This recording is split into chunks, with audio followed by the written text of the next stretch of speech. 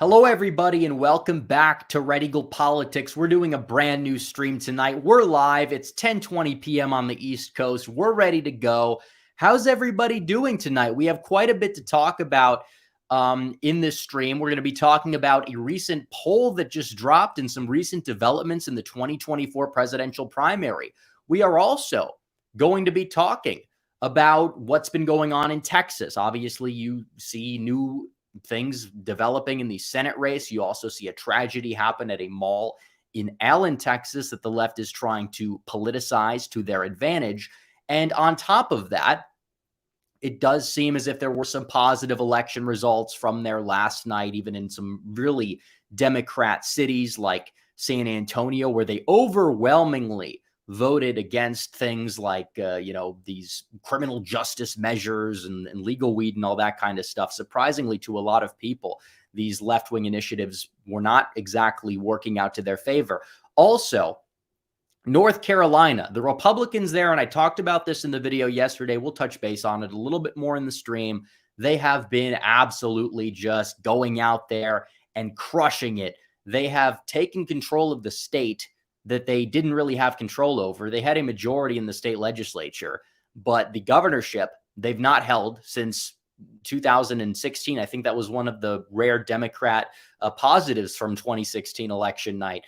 But they have lost the governorship. They haven't had it for quite some time. And when they did have it, McCrory was wasn't that well liked. That's why he lost it. Cooper took over.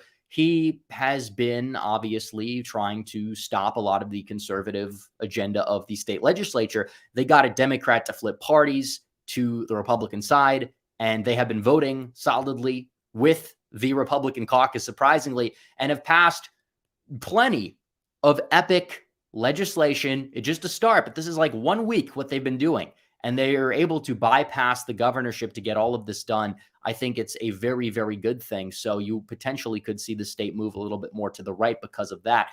And we'll be touching base on all of this. We'll be getting into the chat. We'll be getting into super chats. So make sure you guys super chat. Use the super chat function if you want to help support the stream. Any questions for me, you want to donate, it's much appreciated. I'm sure I'll get to all of your questions later on in the stream, but also join the website if you want my exclusive videos, because not all the videos I make get out to the channel. Probably about 30% of my content is only for exclusive paying members on the website. You get an extra 1 to 2 videos per week. You get access to the Discord server. This month, potentially in a couple of weeks or so, we're going to be doing our first call-in stream since I believe the middle of 2020. It's been almost 3 years, but nevertheless, we are here. And we are going to get into all of it. So obviously, it's definitely been a divisive primary season so far. If you live on the internet, I think if you live in the real world, it's probably a little bit different. And I'm sure there's some people in the live chat that might be more casual viewers, and they're going to come in here and they're going to say, well, are we really that divided as a party? And it's like, to be honest, we are.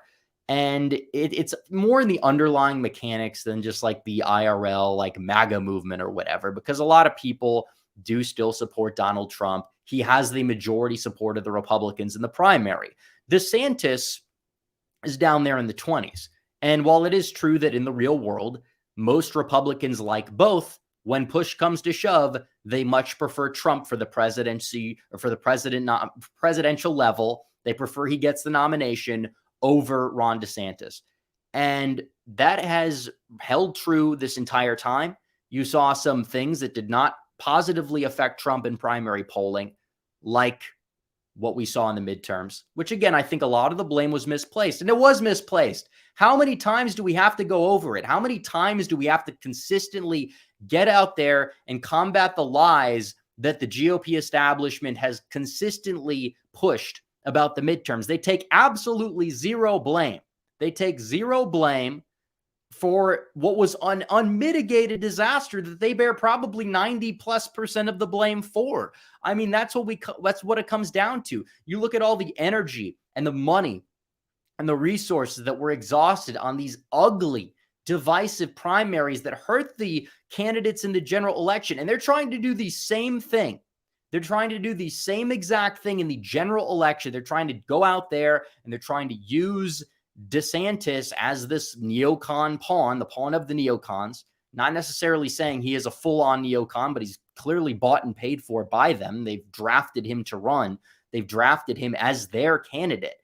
And what they have done with that is they have postured this guy as their choice to get rid of Trump, to get Trump out of the way. And what we've seen from there is that they're going to waste $200 million plus, which is like what Michael Bloomberg spent to just win American Samoa, on DeSantis's candidacy, because they know he's struggling in the polls. They still want him to jump in. So they're going to be spending money. They're going to be throwing money at this guy, throwing a lot of money his way. And in turn, he's probably still going to lose to Trump, but maybe he'll get like 35% instead of 25%.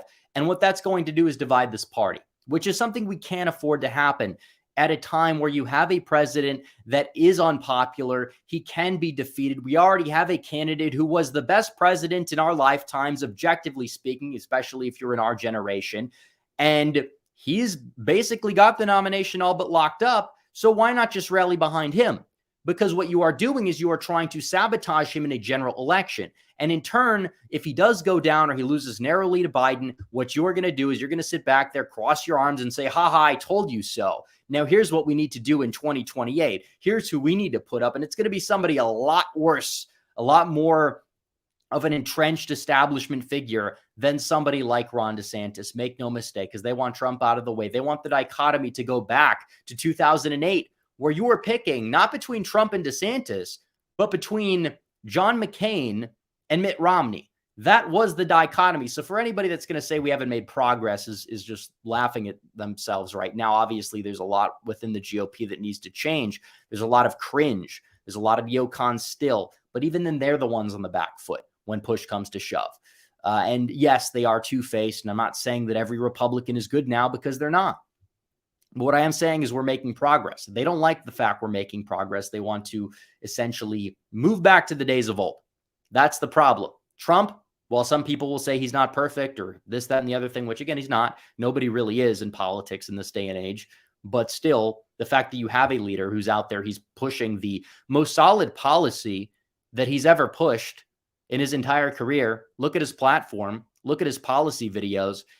He's running a campaign that is kind of at times indistinguishable from somebody like Tucker Carlson or Viktor Orban when it comes to some of these policies, when it comes to how tough he is on immigration and trade, and when it comes down to the issue of actually growing families again, which is something he never touched in 2016. He never touched in 2020. I would argue the substance of the campaign is arguably better now than it was in 2016. The energy is another thing, but you already have your guy. And the reason why they're pushing DeSantis, they will throw out a couple of excuses, like the whole COVID stuff. And again, his position on the mandates is the same position that Trump has. Trump shilled the jab. I don't like that he did that. So did Ron DeSantis. They both oppose vaccine mandates. DeSantis was just able to go up there and posture in the media spotlight in Florida and be this guy who would openly speak against it, even though the fact is that for the longest time, Florida was pushing the jab for 5-year-olds, and you're not allowed to mention that for some reason, or people will say you're a Blumph cultist. And it's like, no, I don't like what Trump had to say about that either. But what I'm saying is, if you want to prove that there's a better alternative out there, and they're also going out there and shilling the jab 1,600 times, according to one of his lead advisors, 1,600 times in public appearances.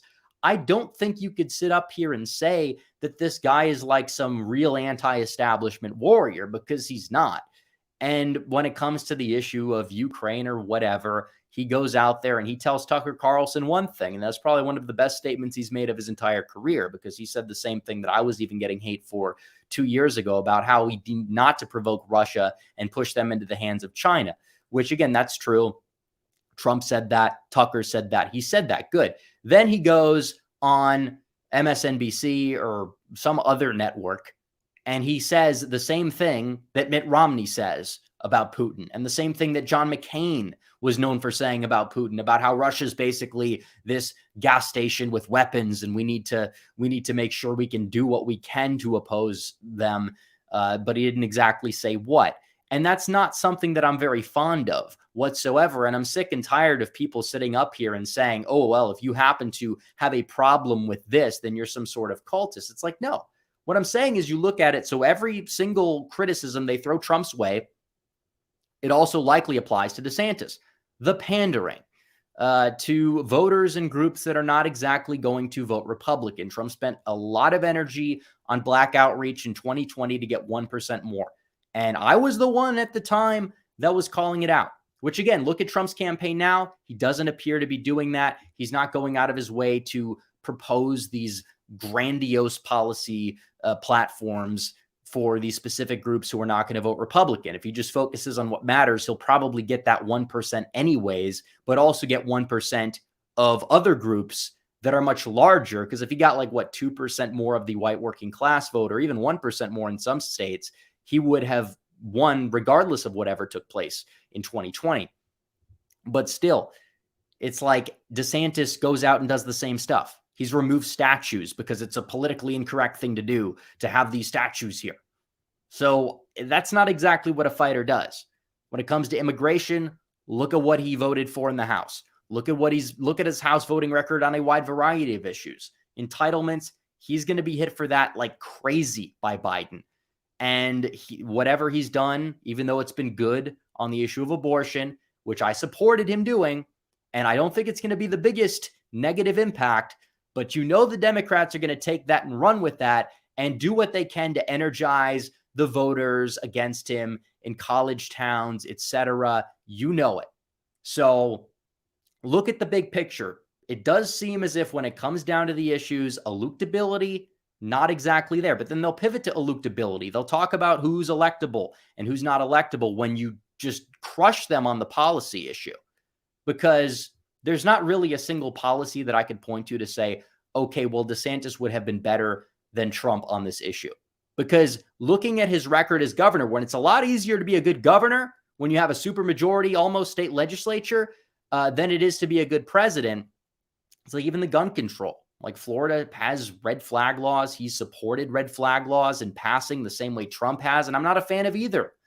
But it's like every single criticism you can find of Trump, it also applies to Ron DeSantis. And you can't tell me otherwise, because it absolutely does. Oh, Trump hires some bad people who are weak. And he did. And I was the one calling him out for it when nobody else was, by the way. And then these people who supported those hires, just like DeSantis supported those hires. He supported Ray, Bolton, all those people. These are the people who are saying, oh, DeSantis won't do that. But then you look at who DeSantis has hired. Who has DeSantis hired in his own cabinet, where it's probably easier to find some more base people statewide? He puts Ukraine shills, people like Pushaw, who are leading this effort, by the way, in the social media troll farms and everything like that. And then he also puts other people in his cabinet that blame Trump for 168. He should be impeached for it. Okay. Yeah, no, absolutely not. So there's no criticism against Trump's policy that they could actually point to where Trump does not have that upper hand. It's not like there's a viable third option in this race. There's no viable third option. There's nobody better than Donald Trump in this race. I mean, maybe you could say, oh, well, Vivek might be better on this issue because he has proposed some interesting things. He hasn't really been fully vetted in his past, but he's not really in this to win this. Nobody else is in this to win this. Haley, all those other people, many of which are worse than Ron DeSantis, not even close. But it's like now we talk about electability. Okay, let's talk about that. Donald Trump leading Joe Biden by 7 points, according to the same polling firm that in every single poll conducted showed Biden ahead of Trump in 2020 in the popular vote by 10 points. Now, I don't think Trump is winning the popular vote by 7. If that happens, all hell will freeze over. Red Oregon will actually maybe have a chance at coming into fruition. Who knows what's going to happen? Although, if Republicans go out there and utilize the election system to their advantage, it is possible Trump can win the popular vote. I will say that because maybe he will make gains in some blue states like New York, New Jersey, California. Not going to be by a ridiculous amount, but maybe by enough, because Republicans won the popular vote in 2022, and they didn't exactly win a lot of swing races, but that doesn't matter. I do think Trump has the upper hand here over DeSantis when it comes to these swing states, because you talk about having somebody who could win a primary by a lot unite the party behind him, actually has proposed a ballot harvesting system, has proposed changes to election legislation, wants to go out there, knows what he has to do, has a campaign this time that isn't funneling a bunch of money into these deep blue states a year and a half out that are just going nowhere, no par scale. None of those people are involved, thankfully. And what he can do is focus on Wisconsin, Pennsylvania, Georgia, Arizona, and Nevada. He needs to win 3 of those, or 4, depending on which ones he wins. And if he goes out there and does that, boom, he's president once again. So looking at the map, it's pretty obvious to see, oh, well, he's losing independents in some polls. Well, look at other polls. They're the ones cherry picking the polls. And even in the polls he's losing independents in, he still wins. He lost independents by like 15 points in 2020 to come 43,000 votes shy of his second term. You're going to tell me you win an election based off of independents? No, you really don't. It's all about turnout. And then they'll say, well, look at the exit polls for 2022. What was the turnout there? And it's like, that's disingenuous, because there's a lot of right-leaning independents who did not turn out, who are very low propensity voters, who don't vote for other Republicans. It doesn't matter if they're endorsed by Trump or they're Trump aligned or whatever. It just happens to be the fact that they vote in presidential elections in Wisconsin, Michigan, Pennsylvania. They don't vote in these midterm elections. They don't vote in these off years. And in many cases, 15, 20 years ago, they were voting Democrat. But that's not the case anymore. And you have to chase those ballots. You have to chase those voters. The GOP doesn't do that. Now, we'll see what happens on that front. But it is true that the polls were wrong in a lot of these swing races in 2022 because there was a turnout issue, because you had a lot of people that did not turn out in a lot of states. Florida, you did, because you had a competent turnout operation. You have voters who have ancestrally voted time and time again that showed up. Same thing with some of these deep red states like Alabama, where Republicans did much better than they did in 2020. And it shows. And the competence of the Dem parties in those states is also awful. So you're going to have to look at the big picture. You're going to have to play from behind in some of these places. I'm sick and tired of people on both sides of this argument, the doomers and also the overconfident people, because we've all been overconfident in the past. I get it, but we can't sit back here and think that we're going to win and do nothing and then lose. We can't. We have to chase this victory in 2024. We can win, but we're not going to win if we're just going to cross our arms, sit back and think everything's fine. I think a lot of us, including myself at times, did that in 2022, and look how it turned out in some places. So for 2024, we're going to have to go chase every ballot. We're going to have to do everything we can to defeat Joe Biden. And we will, if we actually put the work in. Absolutely. So many people don't. So many people are spiteful. And then you have the doomers, the desimps, which, by the way, I coined that term. It's been used by everybody now. First tweet ever on Twitter. I used it, said it in the live stream before, which, again, it's pretty hilarious how that turned out, because now you're seeing a lot of influencers use it. And some of the DeSantis people are like ironically calling themselves DeSimps and all that stuff. But what I will say is a lot of those people are like, Trump can't win. He'll lose Texas. He'll lose North Carolina. It's like, have you looked at Biden's approval in those states? Like, they think everyone who is not the biggest Trump guy, but also doesn't like Biden's going to vote for Biden, which is not entirely true. And Biden's approval sucks. It does. Let's look at his approval right now. He's minus 12. He's minus 12 in RCP right now. He's minus 12. So you're looking at that and it's like, okay, well then, it's just insanity to think about the fact that somebody loses 10% ground since their last election, when the opponents only lost ground because they're being constantly attacked by their own party and their own party's media. And it's the same thing as it was in 2016, but a lot has changed.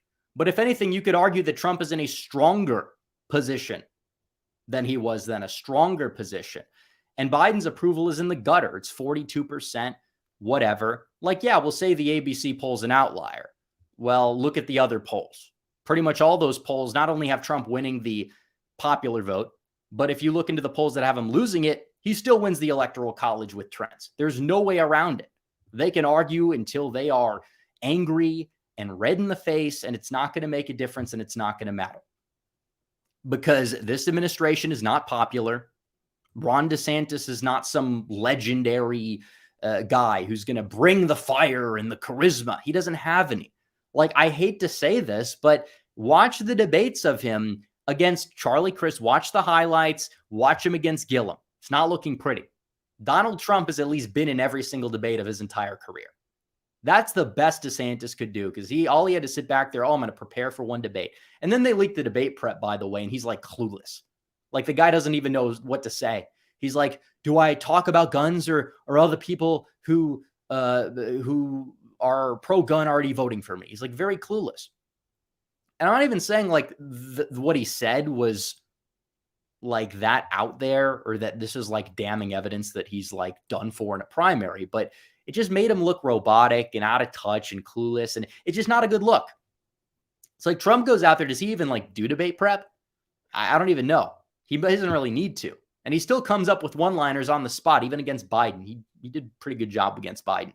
And you look at the second debate, he crushed Biden so badly to the point where Biden had to do damage control and say, I know he had a good performance, but read between the lines. I'm still the guy, whatever. He said something crazy like that. But he admitted defeat, essentially, because you don't say that after you win a debate. You don't. And the first debate was a dumpster fire for a lot of reasons. I'm not going to say that it helped him, but you can blame Chris Wallace for that, because that was just a horrendous way to lead a debate. But even then, you can't say like Biden crushed Trump, or that Trump lost to Biden. Maybe the circumstances surrounding it didn't help Trump, but still. And also, we shouldn't be having debates after the first votes in an election have already been cast to begin with. But that's a discussion for another time. We still have to utilize the electoral system to our advantage. Get all the Trump voters voting early anyways that we can, because that way you won't have to chase voters at the 11th hour. You can go down that list early. You don't start there. You don't overcrowd polling centers and then have Maricopa-ness happen at the 11th hour. Like we see how it happened in 2022, where a lot of people waited. And it's like, that's not how you get up turnout. In Pennsylvania, you saw a lot of Dems, all their ballots were cannibalized early, but it was more than enough because they had a lot more time to put those ballots in than Republicans. And also, your candidates were not inspiring. They were not. Mastriano got vastly outspent. He wasn't even running a campaign, and Oz was Oz. And you look at where the turnout drop was for the people that say turnout on the Republican side was fine in 2022. In the suburbs, it was by many metrics. But in the rural areas of the Midwest and even some of the working class metros, it was not. And as a result, you lost because you as a party establishment are absolutely garbage. And that's always been the way it is. And that same establishment that failed is going to blame Trump for whatever 4D chess reason. Watch the documentary, let them throw out whatever they can.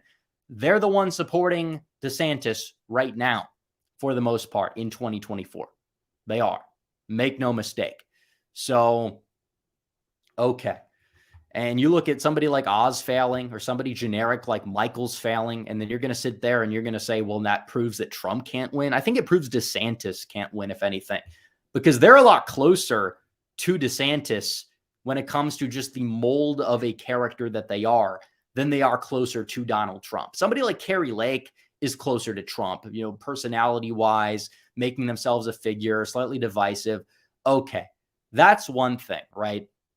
But then somebody like Tim Michaels or somebody like, even like, Mastriano is kind of a non-factor because he was invisible. But you look at somebody like Michaels or Oz, or even to an extent like Dixon, even though she got vastly outspent, Republicans likely weren't winning that race anyways. But it's like these people are a lot closer to the mold of a politician of DeSantis than they are to somebody like Trump.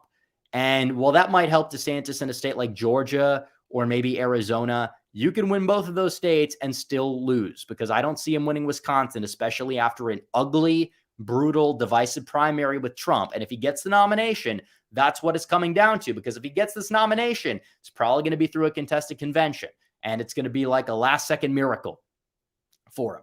Now, if Trump gets this nomination, there's a very good chance it's not going to be ugly and divisive. He goes out there, instantly wins the first states, gets 60% plus of the vote, then it's dead in the water. And then you're going to hear a lot of people crying on social media. And it's like the same thing happened in 2016. It's true. You can say it's not 2016 anymore all you want, but these people are the reincarnated Cruz crew who are very annoying from what I could gather. They were very insufferable, even more vitriolic towards Trump and his supporters. And a lot of them ended up bending the knee. And I think a lot more will have to bend the knee too, because the Biden administration is a disaster. We might be in a recession. Who knows what's going to happen? More BLM riots in a presidential year potentially could happen. It would be brutal. I'm not calling for that. Obviously, we disavow them, but still, there's a good chance because it's a presidential year, there will be more energy drummed up on that BLM subject. They'll pick a police encounter where a black guy is unarmed but happens to die at the hands of the police. And usually this case will likely have a reason for it. Likely they would be the instigator to the situation or something, or they would die of natural causes. And it just would not look good on the hands of the police. And then BLM would use it. And then they would drum up riots because of it. They would drum up massive protests, whatever. Happened in 2016, happened in 2020, might happen again in 2024. It is the BLM pattern. Now, it does seem like we have sort of somehow shifted the Overton window on that a little bit compared to back in the day, back in 2016, which is actually good. But for all we know, who knows what's going to happen? Who knows? But like they really don't have anything on us that they like. What exactly do they have on Trump or like his movement that they don't already have? So they're going to need to cause distractions because they're not in a winning position, and they know they're not in a winning position. Like they can harvest, they could early mail in whatever, they could use the election system to their advantage. But if we use it to our advantage, it's a non-factor. They're DOA potentially. Now that is if we have a unified party and you don't have people trying to just one up each other and say, oh, I'm not voting for your candidate because I wanted somebody else that was polling at 20% consistently. And I'm mad that they didn't end up winning. It's like, I wonder why. So hopefully the primary's over quickly. It's over by the time Super Tuesday rolls around, and then everybody can just cope for a few weeks, suck it up, unify behind Donald Trump. And for those who don't, just watch Biden trip over himself for the next year or so to the point where they will line up behind Trump regardless. But still, make no mistake, it's going to be a close election. It's not going to be a 7-point popular vote victory unless something drastic happens. I mean, that's more than I believe that Obama beat McCain by, if not roughly close to that. But that's what it comes down to for 2024. I'm sure we're going to talk about it more in the super chats, but I briefly want to touch on the Texas Senate race. You saw a tragedy happen there a couple days ago at a mall in Allen, Texas, where you had a gunman open fire. He eventually was taken down. He has been, I believe he was on site. They got him.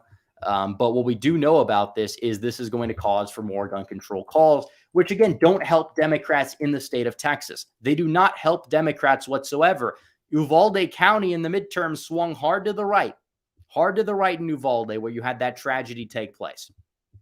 So you're looking at this and it's like, okay, so if they're going to run with this gun narrative, they're going to lose. It's Texas. It's a very pro Second Amendment state we have here. It is. A lot of the independents own guns. They like guns. Beto got cooked in 2022 because he talked about it quite a bit. And that's what he made his campaign about. But in 2018, he was pro-oil. He was not that anti-gun. And he had a couple, woke tendencies, but he ran a competent campaign, and then he ran for president and just imploded. Now, he was always a disaster. That's why he did not beat Cruz in such a blue wave year when Cruz was very unpopular, barely campaigned, got outspent 2-1, but still arguably a lot better than his opponent, who underperformed him in his district when he won it in 2018. And on top of that, underperformed Biden by 5, underperformed in the midterms yet again against a sacrificial lamb candidate the Republicans put up who had zero funding and name recognition. So you're looking at what happened with Colin Allred. And he is running for Senate, and that's going to be the Democrat recruit because he's gotten a slew of endorsements already, and they're likely going to line up behind him. He's who they believe to be the guy that could take him on. And then he's going out there already the next day. He's saying it would be better if the Second Amendment had never been written. That's what he's saying. And it's like, seriously? In Texas, that's what you say? I don't even know if Beto was that dumb. I mean, obviously he said we're going to take your guns away and stuff like that, but Allred's actually co-sponsored bills to do that. And he's going to be hit hard on by Cruz for that anyways. And Cruz is probably actually going to try to campaign this time. Again, not the biggest Ted Cruz enjoyer, but he's probably going to win by around 5, maybe by a little bit more than that after this. And if they're going to keep using these tragedies for what they believe to be their political gain, they're going to keep failing. And it's just going to move the Overton window on them more over to our side anyways, especially in a state like Texas that is a very pro Second Amendment state. And that we know. But still, it's like, I don't understand what they're trying to do. Like, if they want to win Texas in a race, they're not going to be favored. And they probably should be putting up somebody who might be vaguely pro-oil, who might be vaguely pro-gun. And maybe they peel off some of those voters in the suburbs, whatever. But they can't even do that properly. They're not a competent state party. The Republican Party in Texas does manage to be, at times, a competent state party. There still are rhinos in it. But obviously, I'm talking about the structure in the apparatus of the state party more so than the Democrats, because ideology-wise, yeah, you have some rhinos, but you also have some base people, and they try to run them out, and we see that on a daily basis, and it's such a sad thing to see. But what we do know is that Democrats likely are not flipping the seat in Texas, where Ted Cruz is the senator of. They are likely going to go down. And the more that they try to milk this issue to what they believe to be their benefit, the more they are going to fail, and the more laughable it is going to be, and the more they're surprisingly moving the Overton window on the gun issue over to our side. So that's that. But furthermore, I wanted to also touch base before we get to Super Chats really quickly on North Carolina, because Republicans, and we talked about this early on in the stream, they've been getting stuff done. And they're paving the way for not just a Trump win in the state in 2024, but also a Mark Robinson win in the state in 2024, which I think is crucial. And he's already won statewide. He's liked by a lot of people. He's liked by the independent voters, by the way, even more so than a lot of other Republicans in the state. And that speaks volumes, because he is somebody who is extremely much so a hardliner, has said a lot of controversial things in the past, but still manages to most of the time double down and keep winning. And his messaging is top notch. And as a result, he's going to easily win the primary. I am not going to say the general is going to be super easy. I'm not going to say it's going to be super hard either. He's going to have to work for that victory in November for sure. But this notion, he can't win or he'll lose. Like, you see people on the right already who used to praise him a couple of years ago. They're the ones wish casting his fall before a primaries even started. It's like, what is wrong with these people? They just want to sow division and sabotage, because they're losers. They're losers. They don't want to get behind somebody who's very solid, who agrees with them on everything, has already won statewide before and can win statewide again. And that was despite being vastly outspent. No, they want to go out there and they want to sow division and throw a temper tantrum because their guy doesn't get the nomination, and do everything they can to bring Robinson down in a general, which obviously it's not going to happen, if more so than not with Robinson, because he's just that awesome. But still, it's just disgraceful to see these people act this way in the GOP establishment. Thankfully, the North Carolina State Party is unlike a lot of other state parties. They know what they're doing. They got a Democrat to switch parties to benefit them and to give them total control of the state despite having a Democrat governor. Now they're redrawing the maps to be favorable, not just for Congress, but for the state house, the state Senate. They've implemented voter ID yet again. They're easing gun restrictions. They have set the limit for abortions at 12 weeks, which is much of a shorter window than the 20 weeks they had before. They were teetering on third trimester abortion being legal. Now that's been scaled all the way back to just first trimester. And now they've also banned sex changes for minors. Genital mutilation for minors is now outlawed in the state of North Carolina, and men are playing men's sports. In another bill, women have been relegated to women's sports. So all that stuff was done in like a week. And I don't know if they fully passed everything yet, but still they're going to. They have the votes for it. It will get done. And that partisan Democrat who was pro-abortion her entire career has voted for the 12-week abortion ban. So even though this individual may be grifting, I don't care. And you shouldn't care either because they're helping us. I don't know how we got them to switch sides, but now things are getting done. And North Carolina, culturally speaking, is moving more to the right. And as states like Michigan, Minnesota become more and more Democrat with the trifectas that they have, it's possible more voters in those states. And same thing with New York and New Jersey, et cetera. They could be moving to North Carolina, similar to what we saw in Florida, and the state will remain a titanium lean Republican state as it's been for quite some time. I call it the reverse Michigan because that's what it is. If it's a really bad year for the opposing party, you might be able to pick it off like we saw in 2008 or like what we saw in 2016 with North Carolina and Michigan respectively. But it's still a very, very good thing to see.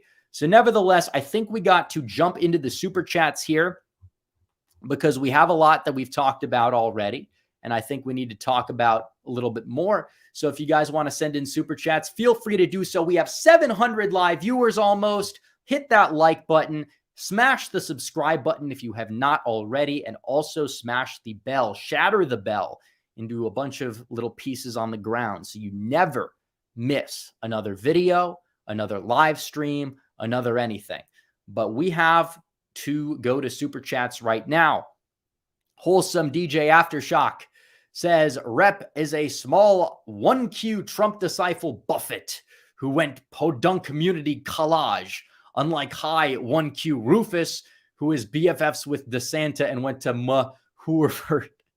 That's about on par with your elitist DeSantis fan. Because a lot of, and I see this a lot. I'm not going to say every DeSantis supporter, because I know some watch the channel, and I get that. Not every single DeSantis supporter for president is in bad faith. But there are a lot of people who are propping him up in bad faith. And that is how a lot of those people act. They act very pompous, very smug. They act very sanctimonious, actually, ironically enough. They act sanctimonious towards Trump supporters. They just pity them. They say that they're in a cult if they oppose their candidate. And I just can't deal with that. You can't deal with that. And my opinion of DeSantis as a whole has dipped significantly over the past year and a half because of the way that his 2024 supporters have been acting. It is the reincarnated Cruz crew for sure. I wasn't around a whole lot for Cruz crew. I didn't really get into social media till like mid 2016. Even then it was like on a burner account that doesn't exist anymore. It was not an influencer at the time, of course, was still in high school, but it's like I didn't really fully see the Cruz reaction at the time, but like these people seem to be the reincarnated version of that. And they do seem to be just very, very just insufferable for the most part. And I know there's some people on our side that can be that way at times. I get that, but it's nowhere near the same level. It's not even close. And it's like they're not helping their candidate by acting this way. I shouldn't be giving them the game plan, but I feel so bad for them. Yeah, here it is. Not like they're going to listen to me anyways. So John Waffle H2P says, how many neocons are up for re-election? How many can lose easily? How many can lose easily? I mean, I really think that we need to focus our energy in the primary on Utah, get rid of Romney, get rid of maybe look into Mississippi. We could possibly get an upgrade from Wicker depending on who runs. But other than that, I'm not entirely sure what we're going to be able to pick off in a primary. I think 2022 is a reality check for us, how hard it is to primary sitting statewide officials. I think you saw it in like Idaho for a couple down ballot ones, but it's like we have a lot of work to do in that front, and we need to build up our own apparatus and focus a lot on these open seats. But when it comes to the impeachment people like Mitt Romney, we can probably get rid of him. He needs to go. And maybe if there's a prominent official that wants to run in Mississippi, maybe they could do it for Wicker's seat. I don't know. We're quite a ways out, but we'll monitor it as the time comes. But in terms of a lot of these Congress people, like, yeah, we can get rid of Nancy Mace, probably get rid of Newhouse this time for real, put up somebody that can win that primary. Definitely the system up in Washington is a little bit of a disaster for these primaries. But it's like, yeah, if you have safe red seats with weak incumbents who are not liked, like Mace, like Newhouse, etc., yeah, go out there and primary them, get rid of them. All New Year 2020 says, finally finished my 2024 county map. Biden flips Tillamook, Oregon, Polk, Oregon, Dallas, Iowa, Oklahoma. I don't even know if I mean, maybe with trends, yeah. Collin, Texas, Grand, Colorado, Rice, Minnesota, Suffolk, New York, Orange, New York, Fayette, Georgia, Calvert, Maryland, Wicomico, Maryland, or those are a few. Yeah, I mean, a lot of those counties we're not going to have. I mean, that's the way it is. And then Trump will go out there, likely flip Miami-Dade County in Florida. He'll flip some Florida counties. He'll flip some Wisconsin counties potentially. He's going to have to flip back some counties as well.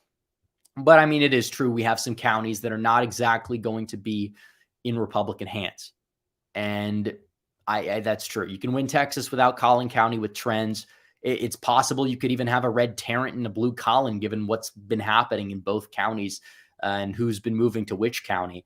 But we're still a long ways out. Zachary Gallagher says, do you believe that we can't fully get to that? Okay, we can't fully get to that, but you have to read between the lines there, Zachary. But thank you for the super chat nonetheless. Just gotta watch the toss.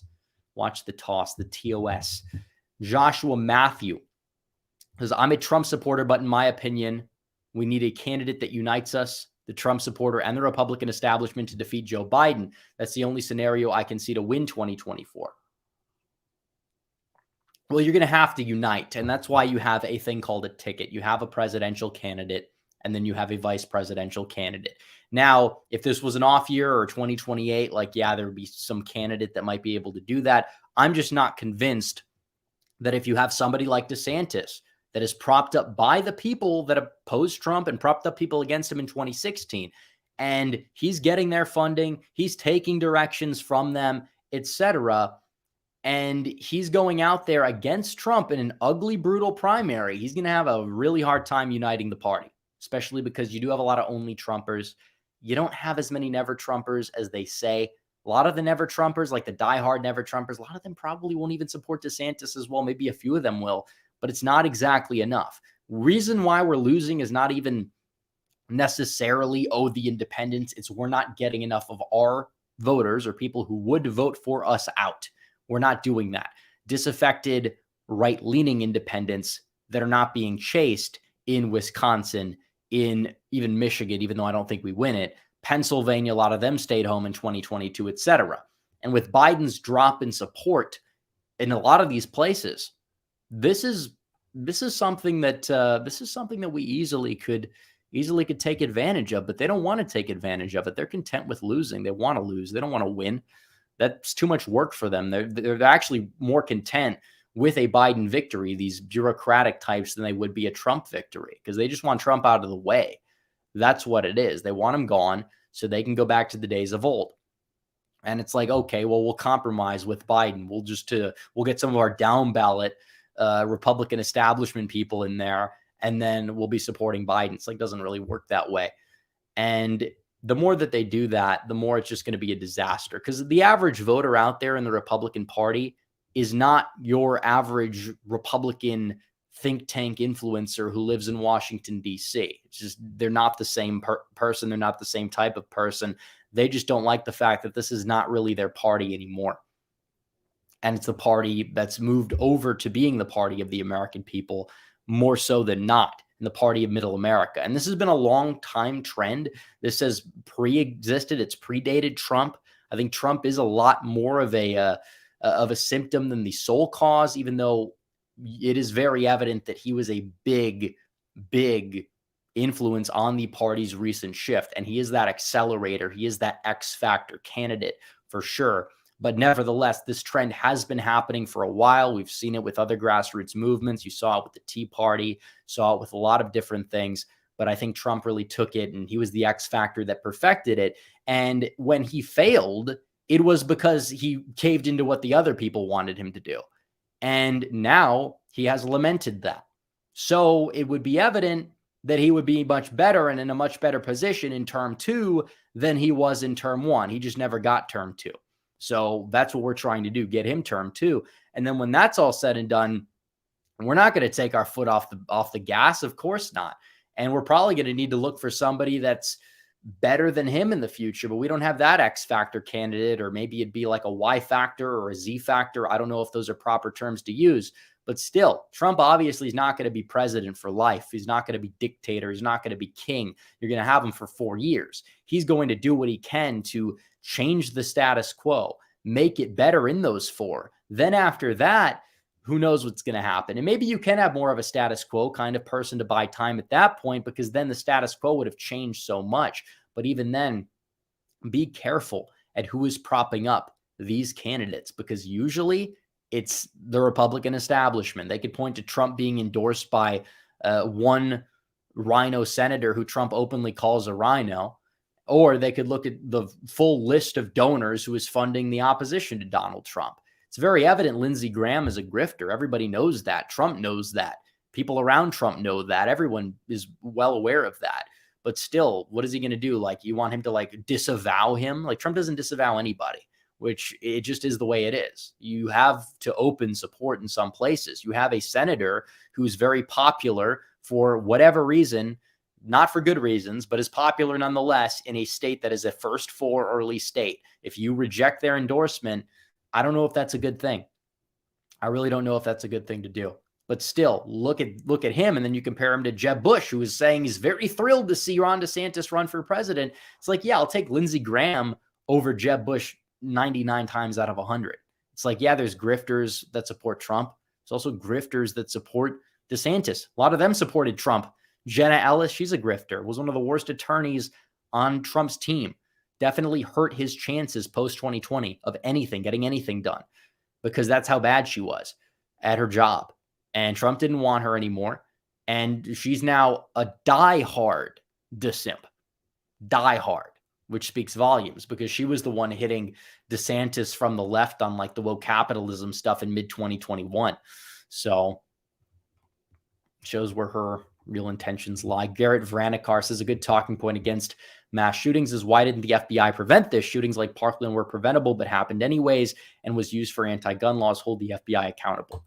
Exactly. You have, it's not even just the FBI, but you have weak police responses. You have gun-free zones, what they call. It's not like criminals actually care if they're taking a gun into a gun-free zone.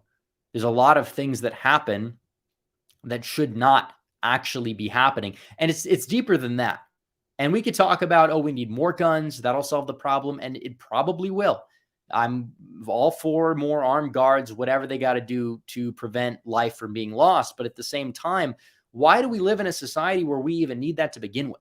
Like, that's a problem, because people would bring guns into their high schools in the 1950s, 1960s, keep rifles in their lockers. You would have gun clubs in high schools and things like that. And nobody got shot. Everybody was fine. Everybody was fine with everything.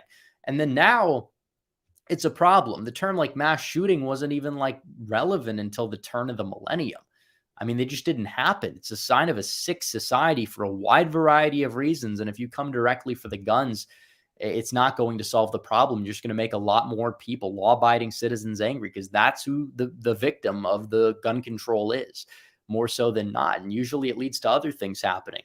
They have to do knife control in the UK because there have been so many stabbings, because they don't really have any guns, but they still find a way. They have more, you see more mass bombings in Europe than you see in America, where they have stricter gun measures. And this is true. And even then, mass shootings per capita, the US is not even like as high on the list as a lot of people would believe that they are. And they look at other data. There's like 300 school shootings a year, but like that's like a security guard firing a gun into a parking lot on Saturday. That like encompasses like 90% of that. So whatever.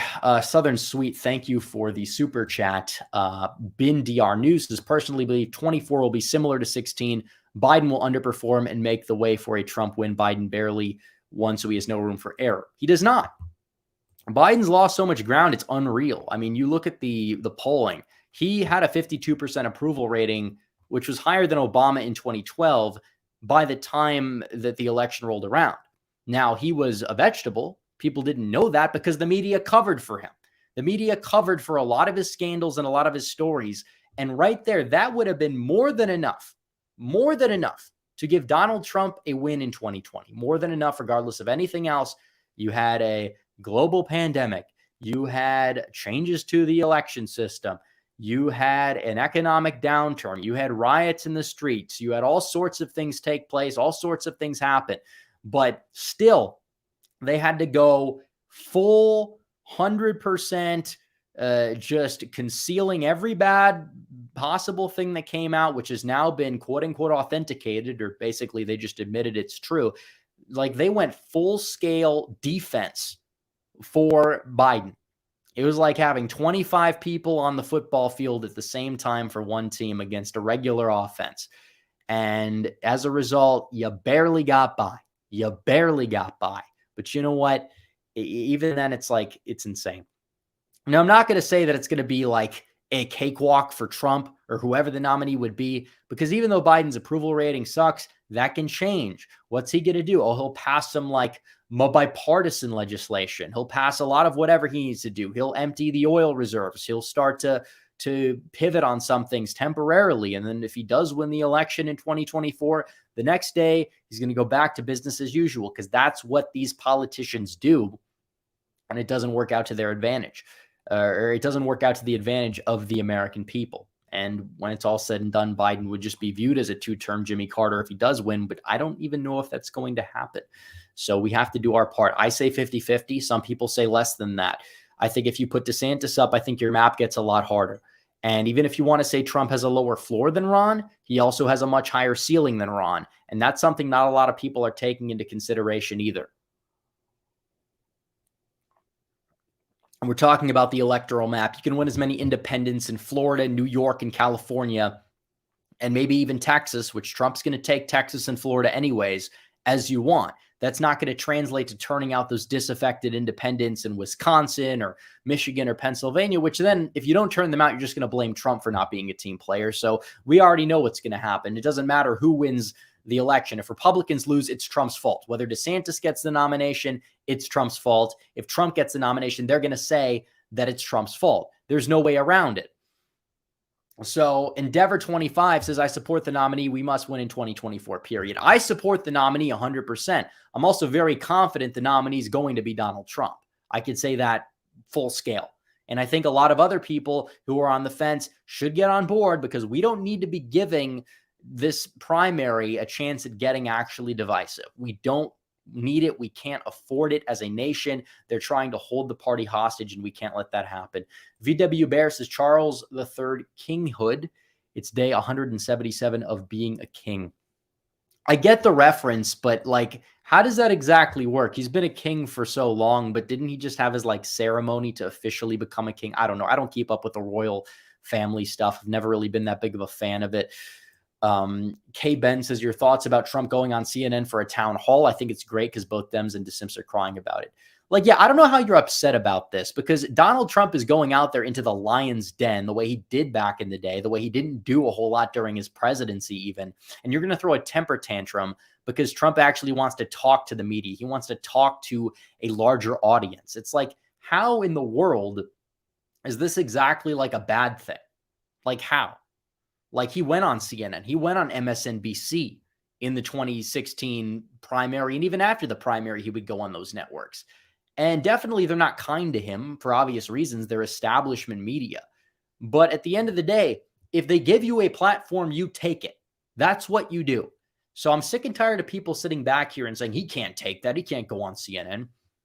Like, seriously? And it's like, for Trump, like supposedly dodging the debate or whatever, which again, there's no guarantee he dodges it, or that's a terminology they're using, really. It's more just like him skipping it. But I mean, I think he should debate, for the record. He needs to debate. It's not a good look if he doesn't. But I think it's largely just a negotiation tactic. Maybe he'll get Tucker to host the debate, which that's been floated as something that could actually happen.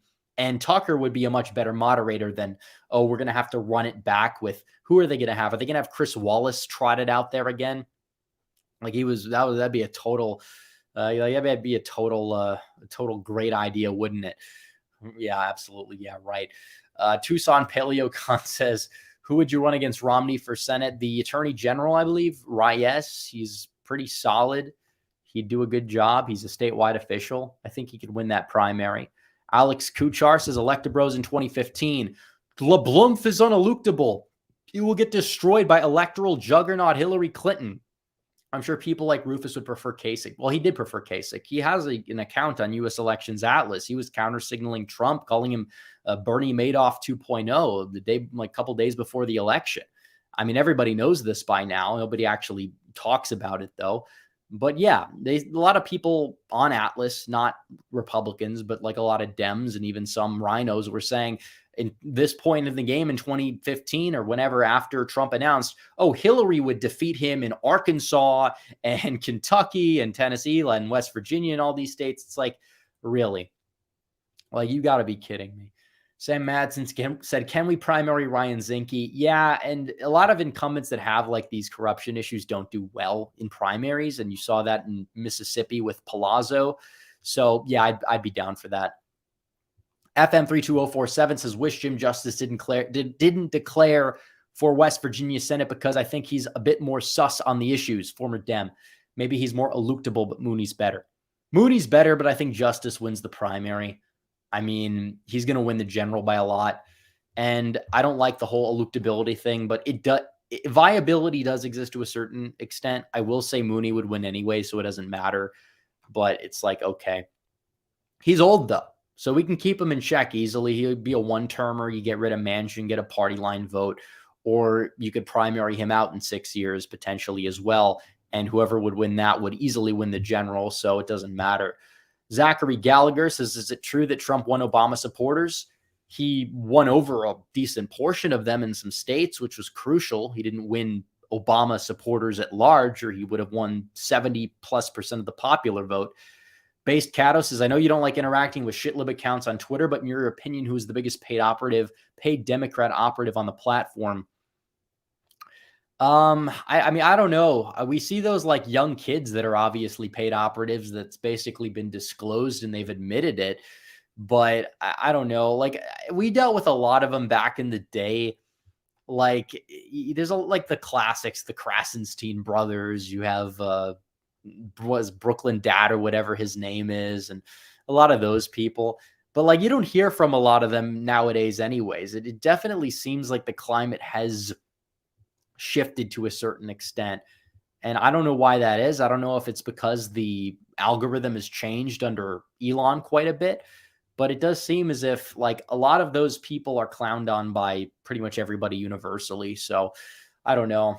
I mean, there's just a lot of them. There's too many to name, but they're all NPCs. They're all the same. They put out these same talking points. I mean, maybe we could point to somebody like Dash Dabrowski for being like over the top, but honestly, I think he might even be satire.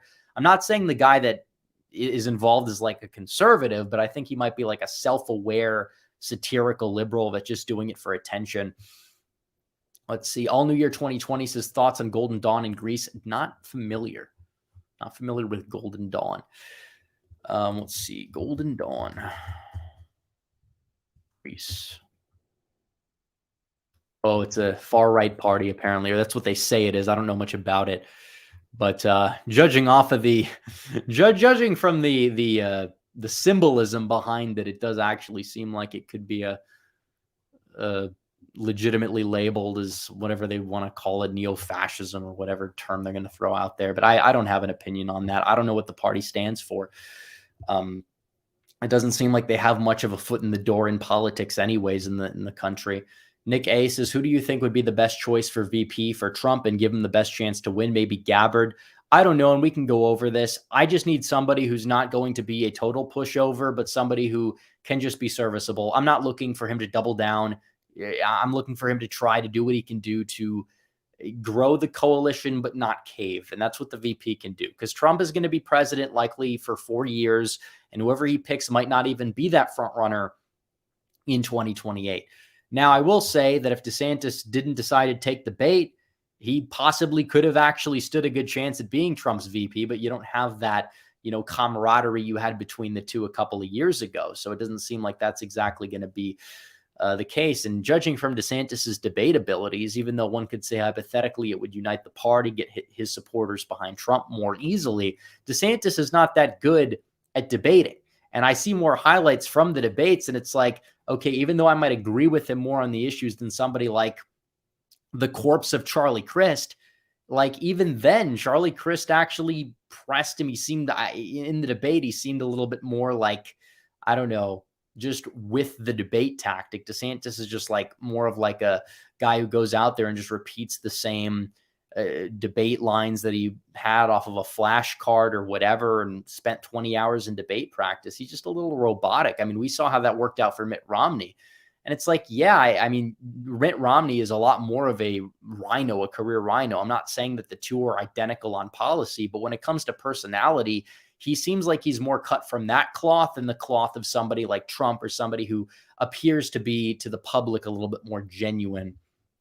And a lot of the people that probably answer, I support DeSantis in the polls for the Republican primary, probably normies who are skeptical of Trump's eluctability, but also have never heard Ron DeSantis speak in their entire lives. I mean, face facts.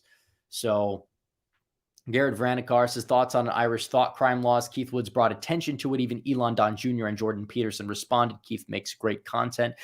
I heard about the laws. Apparently, they are, what I saw about it was like that they were maybe an inch less draconian than what they were advertised as by a lot of these people, but they were still awful. They were awful. Like it's just dangerous. And whenever these things pass in other countries, they easily could pass here. Maybe after 10 years or so, because those countries are different, or they operate in a different time frame with their Overton window shifts. But it's like, yeah, free speech is absolutely dead around the world, dead in the West, and it is soon become dead in this country. And even if you have free speech, like hypothetically, you don't actually have like the ability to say things without facing severe backlash from these mega corporations that have more power than the government in many cases. And you don't have free speech on social media. You don't have free speech pretty much anywhere. You have it under law, but even then, it does seem as if there will be arbitrary exceptions to that. And you'll see more legislation that works against that. That's an issue. So Tucson Paleocon says Laura Ingraham says she'd run against Romney in Utah. Didn't she want to run in Virginia? She wanted to run in Alaska. Now she wants to run in Utah. I don't think that that's exactly going to work out very well, because she's from all over the place. Apparently she wants to run all over the place. Her show's gone downhill from what I can tell. She's been promoting a lot of the weak people in 2022. So Matthew Pacheco says Sticks has been very anti-Jim Justice. I'm not surprised, because Justice is more of a populist, but even then there's questions about some of his like social issues. And Mooney is very like paleo libertarian on some things. So that kind of more aligns with, Sticks' worldview. I personally prefer Mooney, but I understand that Justice likely is going to win that primary, win that nomination. All New Year 2020 says Michael Cassidy would be a good governor for Mississippi. He'd be a great governor for Mississippi. The problem is he needs to like run for something lower first, it does seem, because you saw what happened to him. He almost won out of absolutely nowhere. It's like, yeah, I don't know. Okay. Let's see. Garrett Vranikar says, will Trump be less hawkish towards Iran than Joe? I don't know. He was hawkish towards Iran, but he avoided war. He took out their general and he avoided war. Teflon Don, literally Teflon Don. Like, who exactly could do this level of foreign policy? Everyone's like, it's going to be World War III. And then like a week later, oh, we're fine. We're chill with them. We talk things over. And you had such good foreign policy with Trump. Are you going to get that good foreign policy, that good negotiator with somebody that stammers his way to like a mediocre debate performance against somebody like the corpse of Charlie Crist? Because that's what 2024 comes down to in the primary. It comes down to somebody who's already been here, has already led this country to a lot of great things. Obviously, his opposition is going to highlight the downfalls, because they're going to try to do what they can to swindle some of his base support. It's not going to work. But you have somebody who's already proven, somebody who arguably is more electable in terms of a ceiling, electorally speaking, than Ron DeSantis, or you have somebody who's been untested, has been unproven.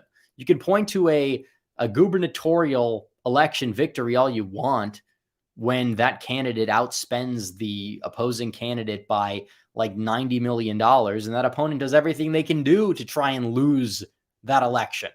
They do. I mean, literally, look at what he did. Look at what Chris picked for VP. Or lieutenant governor, I should say. He picked somebody who sympathized with the Castro regime and mourned Castro's death in Florida, not Vermont, Florida. Like, seriously? Like, and you're going to sit back here and expect me to believe that that was all because DeSantis is so great and electable and he'll win Wisconsin, Pennsylvania. It's like, no, sorry. I just don't see it.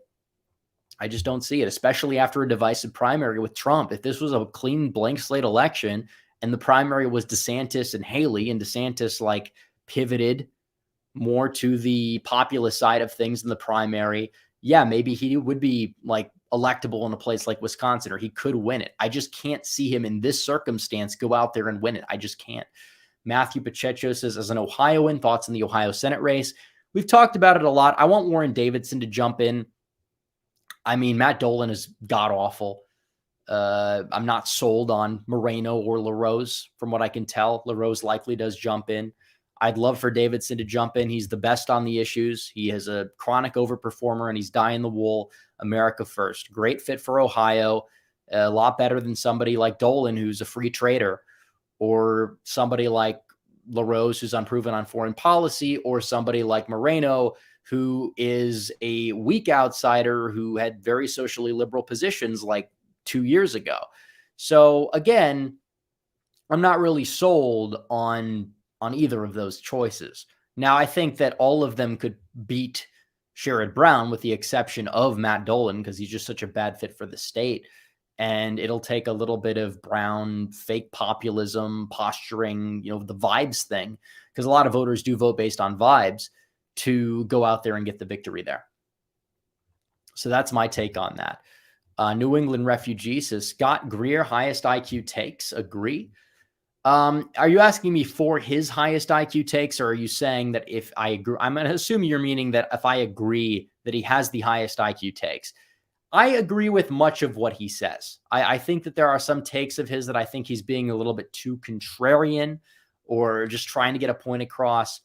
And he kind of stole the term neo-never-Trumpism from me, which is fine. He claims he came up with it himself. We're both high IQ. We think alike. I get that.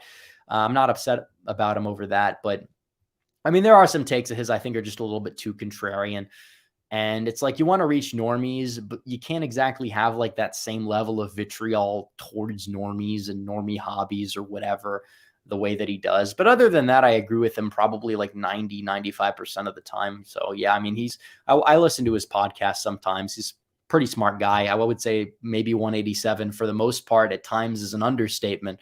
So for the IQ, snapshot in history says, is Asa Hutchinson a neocon or a full-blown rhino? He's both.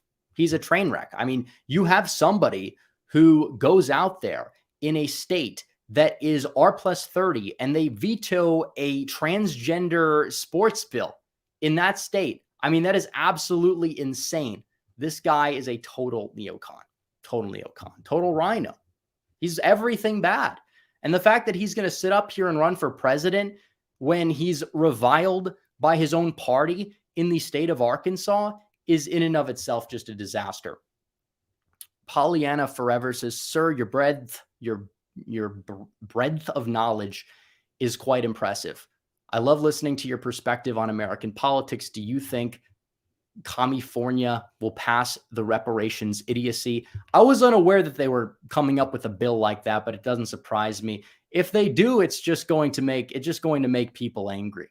And that's a state where you don't even have a lot of black people in. I mean, you have a lot of Hispanics, you have a lot of Asians, and they probably aren't going to be the biggest fan of that. So if they're trying to lose that support, which again, I know those groups are less malleable in terms of voting. I'm well aware of that, but still, it's just not exactly a good thing, because that could cost them several House seats if they actually do that, because that's a problem. And then you get in this whole oppression Olympics stuff. So I don't know what the bill actually entails, but depending on how they actually go about that, not something good. Not something good at all. Let's see. Deblio says, thoughts on Hunter maybe being indicted this week. We'll see what happens. I mean, we hear these things, these rumblings every once in a while. Doesn't usually amount to much, but you never know. He should be indicted. He obviously has committed serious crimes. And if Donald Trump did what Biden did with his own son, with the business dealings, he would be behind bars and he would be convicted as well. But you have a two-tier justice system. So be a disgrace. Anthony Williams says, could the Rhinos be planning to use Democrat tactics to help DeSantis win the primary? I think I know what you're getting at there. And I don't know. I don't think, I mean, they can't even do that in many cases themselves in Republican primaries. So I mean, I don't know. They'll use Democrat attack lines on Trump, I will say, and it's going to backfire miserably. It will. Who's worse? Or Matthew Pacheco says, who's worse, Nikki Haley or Asa Hutchinson? Honestly, Haley is more of a threat because everybody just laughs at Hutchinson. We call him Ass Hutchinson. We make fun of him for egregious things, but Nikki Haley's somebody that actually has a somewhat of a base. It's small. She's not viable in a primary, but still, it's like you look at who's the bigger threat. Haley is much more of a die-in-the-wool, diehard globalist. And the fact that she actually has a sizable base in the party is a little bit concerning. Now, that doesn't mean the voters all agree, because there are voters that, like I say, they vote based on vibes more so than anything else. They don't vote on policy, or even like personality plays into the vibes thing, but it's a little bit deeper than that. So, yeah, I'm not saying that everybody who's saying they like Nikki Haley, that in the real world is like completely irredeemable, because you do have a lot of boomers that just don't know what's going on. And they're a problem, by the way, big problem. But the truth is that, yeah, Haley is a lot more of a threat than Hutchinson, for sure. Let's see.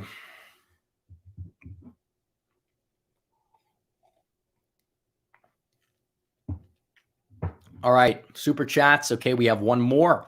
John Waffle H2P says, thoughts on the Philly mayor race. Do you think they will learn from Chicago? I don't know. I mean, Chicago does apparently seem to be in an irredeemable state right now. I can't say Philadelphia is much far behind, and it could easily go south for them there, depending on what they do. I will say, in the Texas mayoral elections, Fort Worth, which is the 12th largest city in the country, it is my backdrop right now. It is the 5th largest in Texas. They reelected their Republican mayor with 70% of the vote. Yeah, I mean, she's kind of like an establishment Republican, but still, I mean, it is kind of interesting and cool to see the fact that some of the big cities, depending on where they are, could actually have better mayors than die-in-the-wool leftists. But I don't know. Let's see. All right. So that does apparently seem to be it for Super Chats. This will be the last call. We'll end the stream. I don't want to go on for too long. I know it's been a long time, but make sure you guys like the stream down below. Subscribe to the channel if you have not yet subscribed. And this will be the last call for Super Chats. If you guys have any more, send them in. But otherwise, we'll end in a couple of minutes or so. But it's like, yeah, exhausting, the just blatant dishonesty that we see from a lot of people, mainly within the Republican establishment. The sheer ability to just sit up there and fumble the narrative. And they're losing, by the way. It's hilarious. I mean, you see polls that come out every day. Trump is nearing like 60%. Ever since Trump's attacks on DeSantis have kicked in, he's doing worse. So, even though they're like mad and they throw a temper tantrum at the attacks on DeSantis have not hurt Trump the way that they claim that they would. And you could critique the critiques all you want, but it's not going to make a difference. It's not. And for all we hear, it's not 2016. Trump can't win. He's not going to win the nomination. He is on path. He's on track to have a clear path to the nomination. Like, easily have it be locked up by the time the Super Tuesday rolls around. I mean, a lot can change. I get that. But what between now and then could come out? Trump is under criminal federal investigation right now. The midterms were a disaster for him optically, even though it wasn't his fault. And he's still killing it in the polls. He's still going out there. And obviously, polls aren't everything. But when you're up 40 in every poll, you're not losing. I mean, that's how it works. You can take the biggest polling error and double it. You still wouldn't be able to beat him.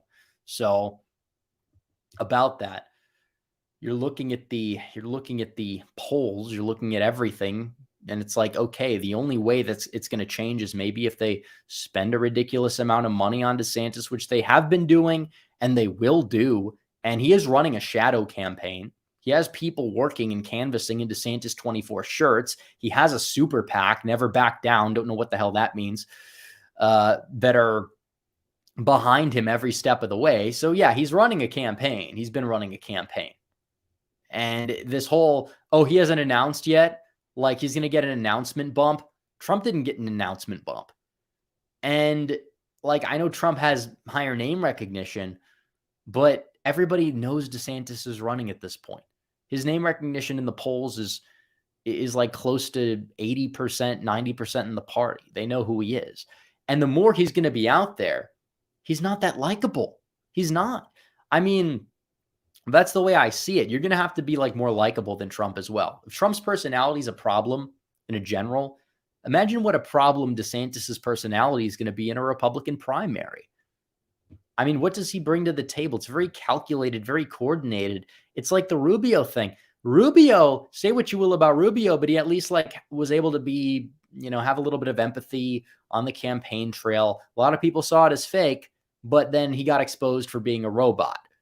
And it's like, it's going to be hard to see DeSantis not fall into the same trap because that's the type of guy that he is. I mean, all of his like greatest hits highlights are like him reading off of a note card, some pre-manufactured statement. And even then he's doing the hand gestures as Trump. He's like doing exactly like the Trump thing. So even then, when he has his supposedly good moments, even a lot of those are him just copying Trump's personality. So I don't know.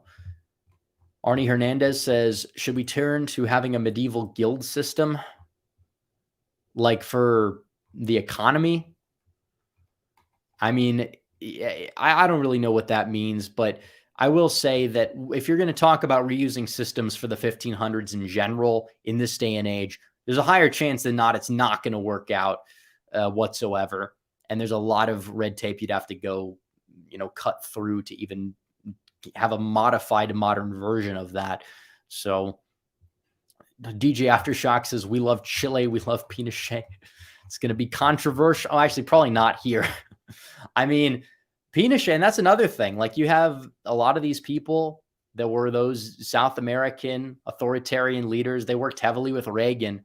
And you think that the neocons would like them. But if you like praise Pinochet, like you get completely like blacklisted by those same neocons today. So I don't know.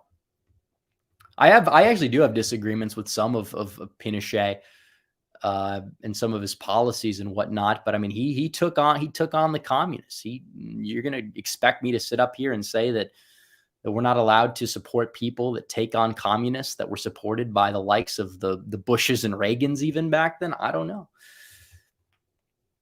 So yeah.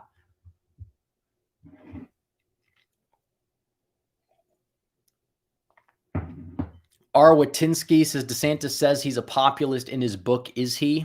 Well, his record in Congress would say otherwise. Now, you're going to kind of have to run as a populist. Now, the thing is that a lot of the populists that we see don't call themselves populists. Tucker says, I'm not a populist. Trump is never identified as a populist.